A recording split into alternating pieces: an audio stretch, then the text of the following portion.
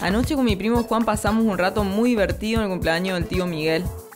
Nuestra familia está integrada en partes iguales por chaqueños y correntinos. Con mucha frecuencia cruzamos el puente para las infaltables fiestas familiares.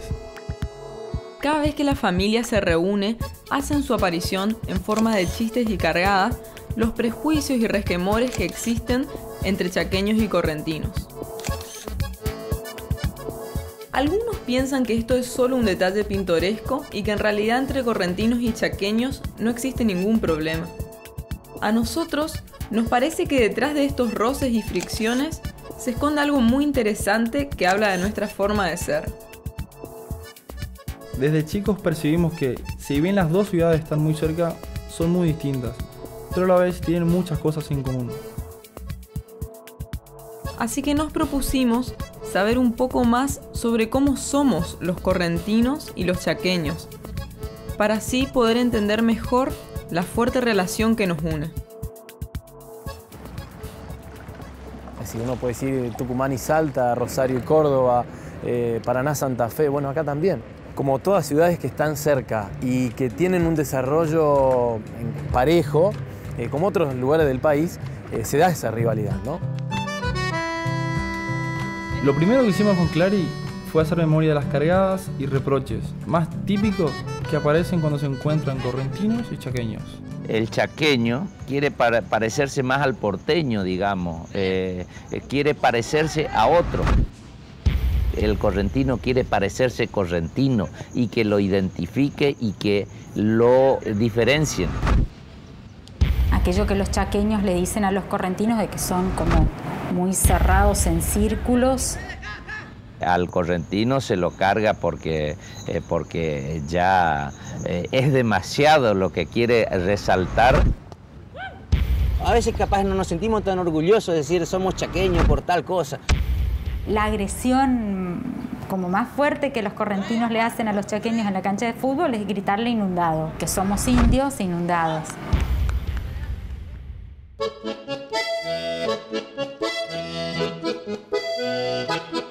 Si hay algo que nos caracteriza a los correntinos, es cómo nos gusta pasar el tiempo juntos y disfrutando de la naturaleza. Para hablar de esto, fuimos con Juan a un lugar muy especial de mi ciudad. La Costanera para mí es el lugar más lindo, sin duda, que tiene Corrientes acá en la capital. Yo me acuerdo cuando era chica, lo que más me interesaba era venir acá a la Costanera y ir al zoológico o ir al Parque Camacuá.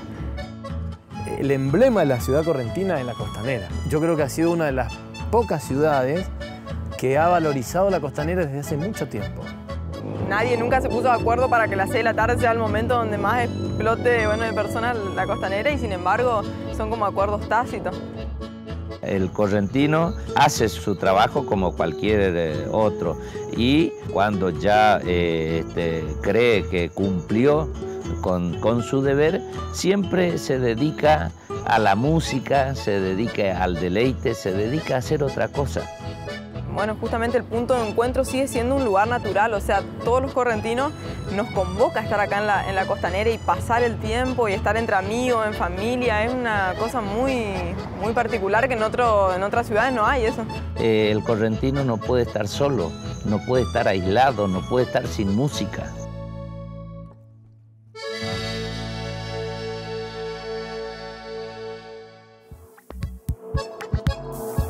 Para devolver gentilezas, fuimos con Clarisa a visitar el lugar más representativo de Resistencia, la Plaza 25 de Mayo. En Resistencia uno percibe una ciudad que fue diagramada con calles, con avenidas, con plazas que tienen que estar en ese lugar, cada 4 cuadras, etc. Es decir, no se respetó el hábitat, no se respetaron las lagunas.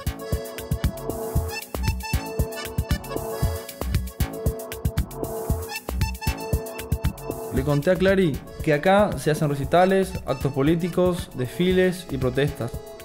Es como el termómetro de todo lo que pasa en la ciudad.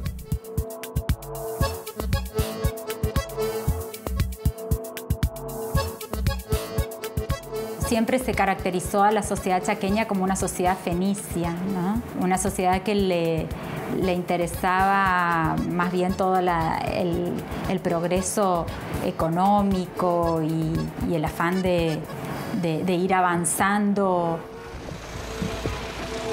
Esta caracterización tenía que ver un poco en oposición a Corrientes.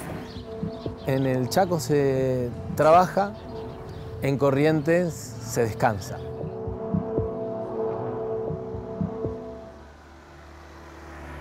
A mí me parece que no es tan así. En Corrientes también se trabaja y en el Chaco también se descansa. Pero es cierto que estas cosas las escuchamos desde chicos, en nuestras familias, en la escuela y en las conversaciones cotidianas. Ahora, ¿por qué hacemos estas diferencias? Quizás tenga que ver con el origen de nuestras ciudades. Así que nos propusimos compartir con Juan lo que cada uno sabía sobre el tema.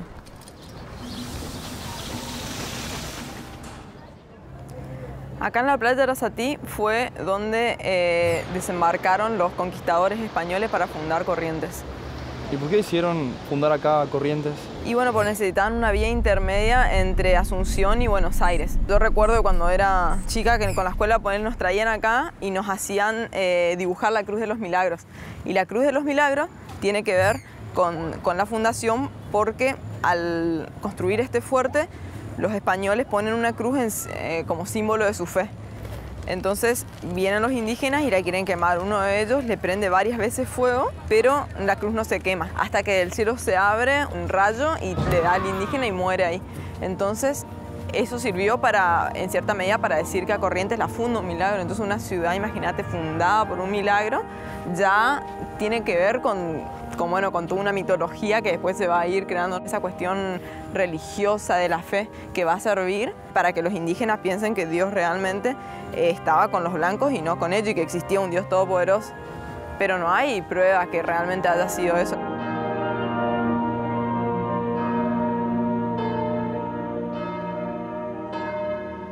Sin duda que Corrientes, estos símbolos permanecen por tradición. Hay una defensa muy fuerte de las tradiciones y que los grupos hegemónicos de alguna manera también contribuyen a que esta tradición se perpetúe. Llama la atención en Corrientes, ¿no? En una primera instancia es un carácter fuertemente religioso a diferencia de lo que es la vida en resistencia, ¿no?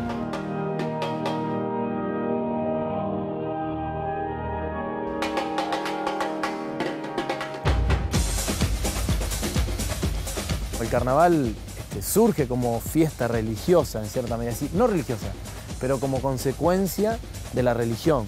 El carnaval surge como un desahogo que siente la sociedad frente a la cuaresma que viene después, que es el periodo previo a la Pascua, ¿no? El carnaval viene a ser, bueno, tiremos la casa por la ventana, es decir, aprovechemos que se nos acaba esto. La fuerza que tiene el carnaval tiene que ver con ese momento de escape de la religión. La religión controla importantes aspectos de la vida cotidiana de la sociedad. La gente participa mucho también de las manifestaciones religiosas. Por eso, va mucho al carnaval, va mucho también a la iglesia, participa de estas cuestiones, ¿no?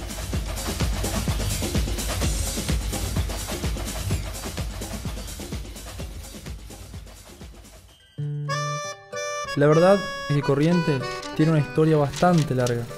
En cambio, en Resistencia se considera que la historia comienza en 1878.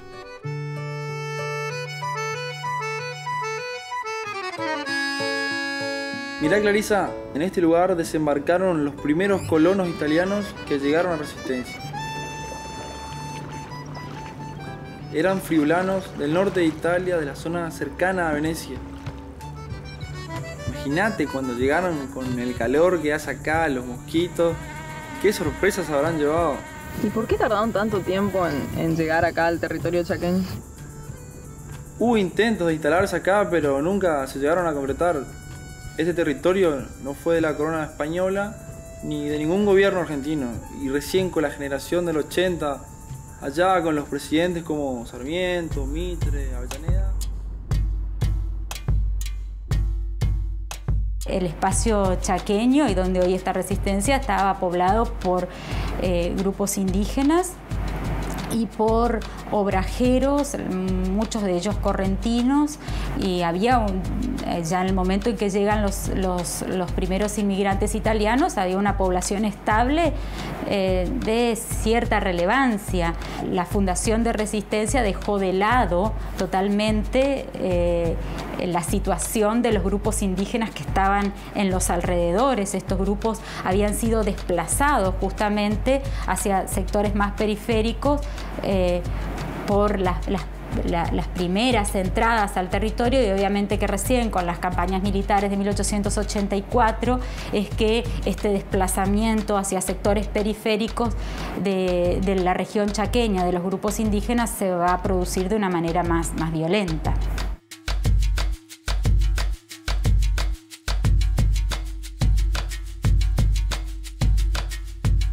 Respecto del nombre de Resistencia, siempre ha remitido a la resistencia que la sociedad blanca, pero más bien el Estado nacional o aquellos supuestos primeros pobladores hicieron en relación a los grupos indígenas y a los ataques de los grupos indígenas. Por lo tanto, el nombre de Resistencia obviamente que tiene un cariz netamente colonizador. La persona de Resistencia tiene más que ver con la visión propia de los inmigrantes, ¿no?, europeos, que tiene que ver con el avanzar, el colonizar, el transformar lo que tenemos, ¿no?, el trabajo, que muchas veces termina siendo el centro o el eje de la vida. Y creo que el chaqueño es una persona que sabe que el Chaco no es fácil para, digamos, sacarle provecho, ¿no?, sobre todo a la tierra, pero es una persona que ha traído ya eso desde sus ancestros. Entonces es una persona que es esperanzada y es una persona luchadora. El chaqueño está inventando su historia, está empezando a hacer historia. Por eso va creando, por eso es más permeable, digamos. A mí me parece que las cosas que pasaron hace tanto tiempo no influyen demasiado en el presente, pero Clarisa no está de acuerdo y para demostrármelo me está llevando a conocer el monumento a las cautivas. Básicamente la historia de las cautivas comienza en 1865, cuando comienza la guerra de la Triple Alianza. Estas 5 mujeres que eran esposas de los generales y de gente de la alta alcurnia son raptadas y llevadas a Paraguay. La historia de estas mujeres, que volvieron después de 5 años de cautiverio, afectó muchísimo a la sociedad correntina, porque significó, entre otras cosas, el quiebre de sus relaciones con Paraguay. Puede ser. Quizás Clary tenga algo de razón, y los efectos de aquella guerra aún se pueden observar en el presente. Así que la guerra de la Triple Alianza significó, entre otras cosas, que Corrientes acentuara su aislamiento tanto del resto del país como de Paraguay. Corrientes fue durante mucho tiempo un lugar aislado del resto del país, pero a pesar de eso hubo momentos importantes en los que Corrientes sale a defender el país, desde la Guerra de la Independencia, la Guerra del Paraguay o la Guerra de las Malvinas, por ejemplo. La provincia sale a poner su valentía y su honor al servicio de la patria.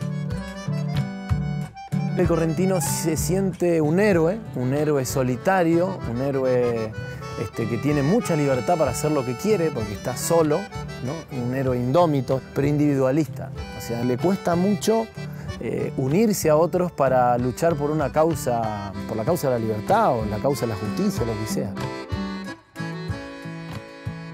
Hay algo que en Corrientes los propios correntinos destacan mucho como una condición suya a nivel laboral, a nivel sindical, incluso, que es la poca predisposición que habría o que hay en el correntino medio en el reclamo de derechos laborales, de derechos salariales, frente a lo que se supone que es el chaqueño, ¿no? O la persona que viene de Resistencia, que estaría como más decidida a saltar a la calle a reclamar por aquello que cree que es justo o que merece.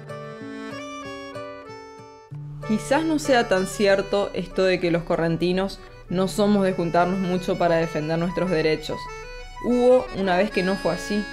Fue en el año 1999, durante la protesta conocida como el Correntinazo.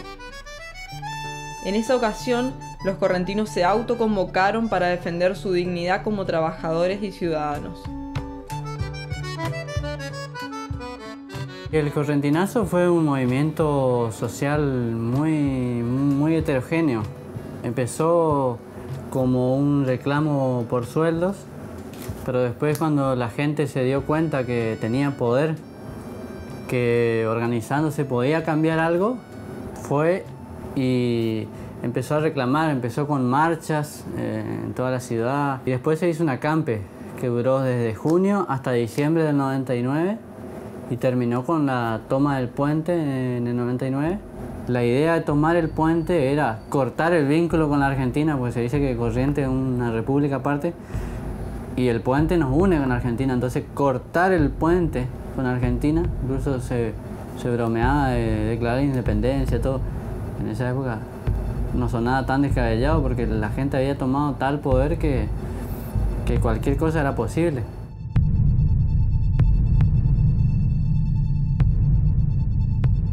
Del 83 hasta esa fecha, hasta el 99, el gobierno siempre era el mismo. O sea, gobernaba una sola familia la provincia. Entonces la gente yo creo que estaba harta porque había mucha corrupción que llevó a quebrar la provincia prácticamente.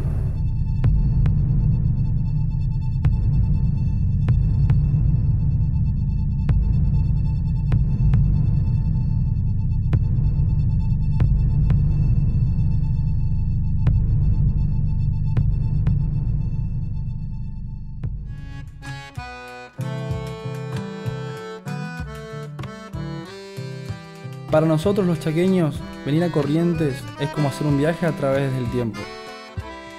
A algunos les molesta que las calles y las veredas sean tan angostas, pero la verdad es que la ciudad tiene algo muy especial. En Corrientes se percibe que la historia está por todos lados. Quizás por eso los correntinos sentimos como un deber especial conservar y difundir nuestras tradiciones. Corrientes, si nos remontamos a la historia, tiene casi 500 años de civilización, digamos. Esa cultura es ancestral y se lo mantiene. Eso es mucho porque se trató de mantener a pesar de todo, a pesar de los embates. Es muy importante la forma del correntino de conservar sus tradiciones. Toda la historia influyó mucho en los correntinos y por eso es que nos cuesta tanto desprendernos y avanzar.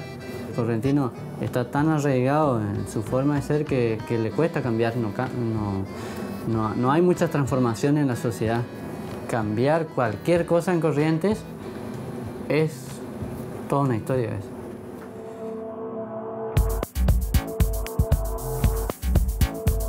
Traje Clary a ver la escultura de la loba romana. Me pareció que así podría explicarle que para nosotros la tradición se remonta a unos pocos años. En general se toma la colonización italiana como su punto de partida, pero ahora estamos valorando mucho más el aporte indígena y criollo, y dentro de este la presencia correntina en los inicios de nuestra sociedad. Además, le mostré un montón de esculturas que se hallan diseminadas por toda la ciudad. Para nosotros los resistencianos es lo más normal ver esculturas por todos lados. Ya es parte de nuestro paisaje.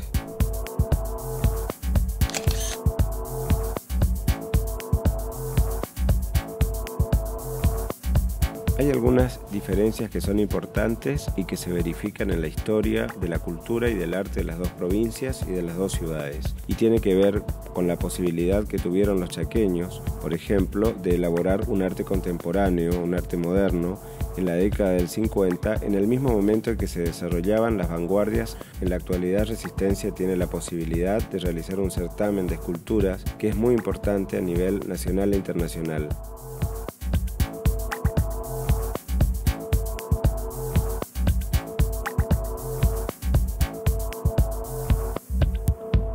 Después de nuestra recorrida por las esculturas de Resistencia, me di cuenta de que para los chaqueños el arte es muy importante. Me parece que a través del arte van creando poco a poco su propia identidad cultural.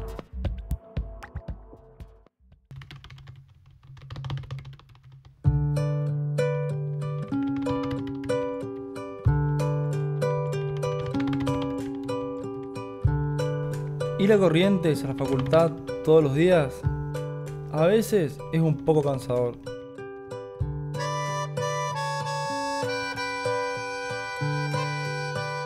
Pero la verdad, me gusta ver el paisaje de las dos ciudades desde arriba del puente.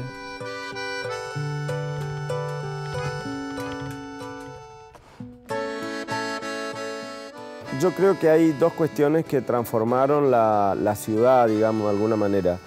Que por un lado la creación de la universidad en finales de la década del 50 y por otro lado el puente que permitió una fluidez en las comunicaciones muy importantes. Cambiaron sustancialmente esta manera de transitar y de casi convertir a las dos ciudades en una sola. La Universidad Nacional del Nordeste yo creo que es vital para la integración, ¿no? Y aparte creo que es una de las pocas experiencias en el país donde una universidad nacional comparte territorio en dos provincias, ¿no? Yo creo que es muy bueno, eso es fantástico, porque permite el compartir profesores, el compartir en el estudio los estudiantes, ¿no? Las pensiones, es decir, hace de que la cultura se abra de los dos lados, ¿no? La universidad hace que haya mucho intercambio social, mucha gente que va a estudiar al Chaco de Corrientes, muchos chaqueños que vienen a estudiar acá y se quedan en una y otra orilla, o se casan y se van casando entre correntinos y chaqueños, cosa que antes del puente era muy difícil que ocurra, que alguien tenga una novia chaqueña o viceversa, era muy difícil la comunicación. Hoy por hoy ir al Chaco y venir para acá es una cuestión de minutos. El puente trajo muchas cosas positivas para nosotros, de ver otra forma de ser argentinos, contactarnos con el Chaco, con la forma de ser del chaqueño que es totalmente distinta, en la forma de vestirse, en la forma de ser.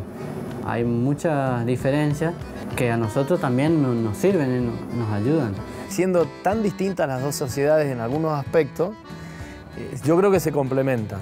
En el sentido de que es bueno para un chaqueño tener al correntino cerca y viceversa. No creo que a esta altura sea importante remarcar las diferencias, sino la idea de complementariedad en lo que tiene que ver con lo cultural, en servicios, en trabajo y en economía.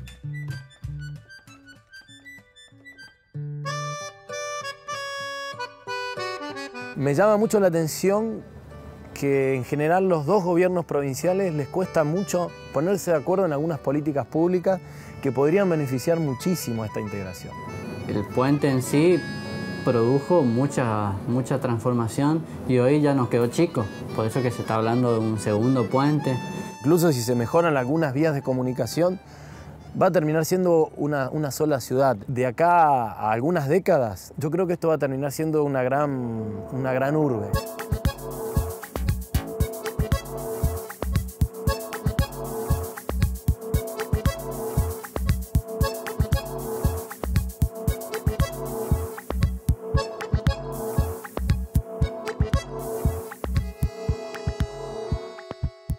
Bueno, llegó la hora de descansar un poco en la costanera. Creo que con Juan pudimos ver nuestras ciudades con otros ojos y darnos cuenta de que el puente nos desafía todos los días a conocernos mejor y a integrarnos más.